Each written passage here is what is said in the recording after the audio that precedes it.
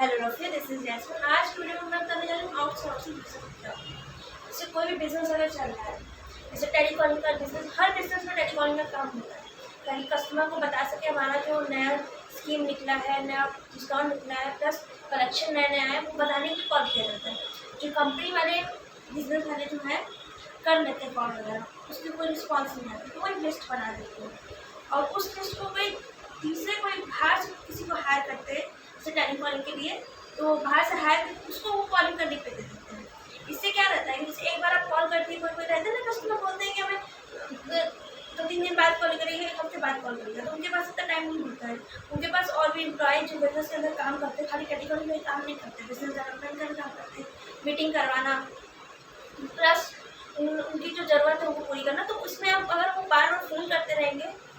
कि एक हफ्ते बाद करना है, 2 हफ्ते बाद, तो आप कैसे कंट्रोल कर सकती हैं बिजनेस? उसके लिए थर्ड पार्टी को चुना जाता है। तीसरा पार्टी मतलब बाहर से हायर किया जाता है, जैसे कि वर्क इंडिया में, इंडियन में टेलीकॉलिंग का एग्जाम्पल मैं दे रही हूँ। हायर किया जाता है हमको,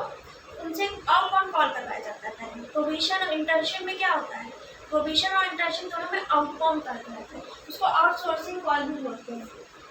क्योंकि जो कॉल कर चुके हैं उसका रिस्पॉन्स कुछ नहीं आया, वो कॉल तीसरी पार्टी से करवाना, जो बोले हम एक हफ्ते बाद देखेंगे, 2 हफ्ते बाद देखेंगे, नया कॉल नहीं, पुराना कॉल जो रहता है, कॉल कर चुका हुआ, वो तीसरे पार्टी को दे दिया जाता है, तो उसे बोलते हैं आउटसोर्सिंग। बिजनेस, हमारे बिजनेस में इतना ज़्यादा जरूरी है आउटसोर्सिंग, क्योंकि हर एक पर्सन इतना बिजी रहता है कि ऐसे एम्प्लॉयमेंट भी बढ़ती है और प्लस टाइम भी बचत होता है कि अगर मैं तब तक दूसरा काम बोला, थर्ड पार्टी है वो अपना संभाल लेती है सामान से, मतलब कि जो जिसको कॉल करना है, जिसको कॉल मतलब कि अगर उनकी इंटर्नशिप पूरी हो जाए या प्रोविजन कंप्लीट हो जाए, जब वो कंपनी के लिए परमानेंट चूज हो जाते हैं, तो उनको फिर कॉलिंग दी जाती है जो न्यू पर्सन होती है, नए कस्टमर की। क्योंकि पहले तो लोग, जब भी आप पहली सीढ़ी चढ़ेंगे तो उसकी सीढ़ी बहुत ऊंची रहती है, चढ़ने में बहुत दिक्कत होती है, इसीलिए कोई ईजिली कोई ऐसा न्यू कॉल आपको नहीं दे देगा कि आप कॉल करके बताओ, पुराना कॉल नहीं देगा, आपका टेस्ट लेगा पहले, क्योंकि हम दूसरे क्लास में जाने से पहले एक टेस्ट लिया जाता है। तो वही टेलीकॉलिंग के थ्रू प्रोविजन में जैसे आपको कंपनी में सिलेक्शन हो गया, तो उसको आप जैसे बिजनेस डेवलपमेंट एग्जीक्यूटिव का सिलेक्शन हुआ आपका, ठीक है, तो उनको कॉल दिया जाता है, मतलब नंबर दिया जाता है डाटा कि इनको कॉल करें, वो कॉल कंपनी ऑलरेडी कॉल कर चुकी रहती है, वो जिसकी कॉल, जिसके रिस्पॉन्स नहीं आया, जिसके रिस्पॉन्स आएगा एक हफ्ते बाद, 2 दिन बाद, 1 महीने बाद करेगा, फिर मैं बाहर हूँ, ये सब, तो उन सब की लिस्ट उनको दे दी जाती है, उनका टेस्ट लिया जाता है कि वो अगर उसको समझ सकते हैं तो वो हमारा बिजनेस भी चला सकते हैं। क्योंकि जो पुराने पर्सन रहते हैं वो भी बिजनेस ऐसे ही लेकर आते हैं, मतलब पहले टेस्ट देते तभी, क्योंकि अब जैसे इंटरव्यू वगैरह होता है, पहले क्या होता है, इंटरव्यू में पहले बहुत देखा जाता था कि इसकी क्वालिटी क्या, अब तो बस कम्युनिकेशन देखते हैं, कैसे बातचीत करने का तरीका है, उसके बाद अगर वो होगा तो ट्रेनिंग देकर उनको सिखा भी देते हैं। लेकिन पहले तो बहुत रेयरली लोग लेते थे, बहुत ही मुश्किल होती थी लेने में, क्योंकि उस समय देखा जाता है इसकी अंदर क्वालिटी है कि नहीं बेचने की। जैसे आप देखते हो कि इंस्टाग्राम वगैरह में एग्जाम्पल दिखाता है कि एक पेन है, इसको तोड़ दिया, इसको बेच के दिखाइए, ये सब बड़ी कंपनी में होता है, लेकिन पहले ये सब टाइप का टेस्ट इंटरव्यू होता था। वैसे ही इंटरव्यू सिलेक्शन के बाद एक और वो रहता देखने के लिए कि हमारा वो बिजनेस कैसे चला सकते हैं, क्योंकि ना जिसको कॉल कर चुके रहे, जैसे पुराने कस्टमर हैं, ठीक है, पुराने कस्टमर है, उनको कॉल करके स्कीम बता रहे हैं लेकिन वो आए नहीं, फिर वो कॉल, उसके कॉल नए पर्सन थर्ड पार्टी के कॉल करने से वो आए, इससे पता चलेगा ना कि हमारा जो नया पर्सन है वो पुराने कस्टमर को भी समझ सकता है, नया एम्प्लॉय पुराने कस्टमर को भी समझ सकता है, उनसे बात कर सकता है। जब नए कस्टमर से बात करना डिफिकल्ट रहता है, जितना डिफिकल्ट नए कस्टमर बात करने में बहुत डिफिकल्ट होती है, पुराने कस्टमर हो जाते हैं वो तो खुद ही जान जाते हैं कैसे क्या है, कौन कहाँ मिलेगा, किससे आपको बात करनी, सब जान जाएंगे। उनको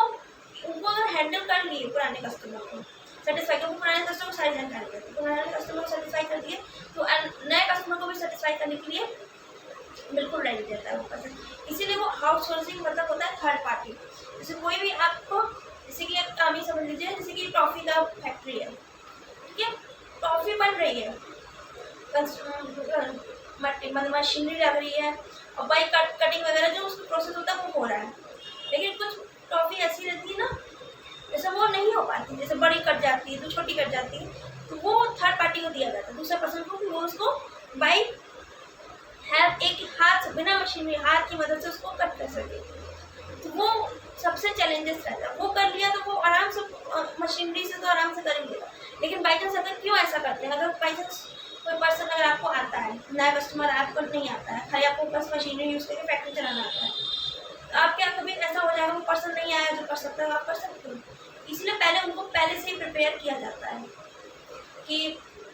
आप इससे प्रिपेयर हो कि अगर कोई दिक्कत आ गई तो आप उसको संभाल सको, किसी की ज़रूरत नहीं पड़े। इस तरह से एक तरह से आपका इम्प्रूवमेंट भी होता है, स्किल इम्प्रूवमेंट भी होता है।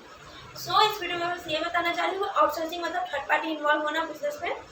और वो भी इंटर्नशिप प्रोविजन में भी आउटसोर्सिंग ही आउटबाउंड कॉल ही दिया जाता है। आउटबाउंड कॉल यही होता है कि जो कॉल कर चुके रहते हैं उनको कॉल,